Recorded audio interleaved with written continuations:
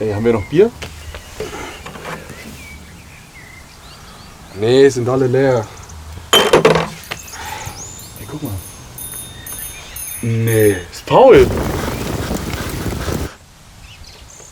Hast du Bier? Komm mal.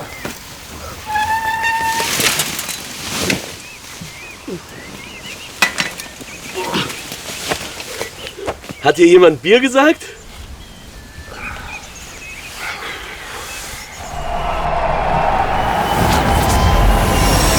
Krug mit Bier, wir werden König von Europa. Krug mit Bier und der Sommer wird so schön wie nie. Krug mit Bier, wir werden König von Europa.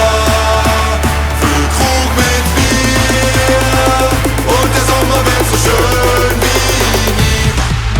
Wie macht man nen EM-Song? Ich hab doch keinen Plan.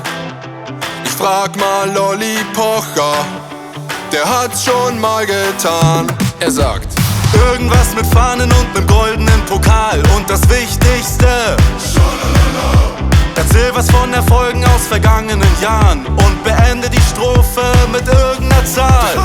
Alles was es braucht, ist doch völlig klar. Kalt, Getränk und einen Fußballstar. Füll Krug mit Bier, wir werden König von Europa. Füll Krug mit Bier und der Sommer wird so schön wie nie. Füll Krug mit Bier, wir werden König von Europa.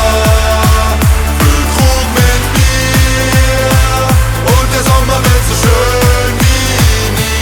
Ole, ole, schalalalalalala.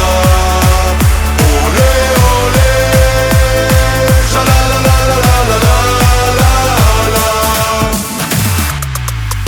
Was soll schon groß passieren bei einer Europameisterschaft? Manche Pfosten treffen Latten und wir nicht einmal den Takt.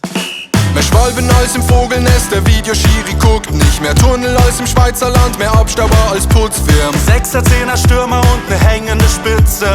Viel zu viel getrunken, hab ne hängende Spitze.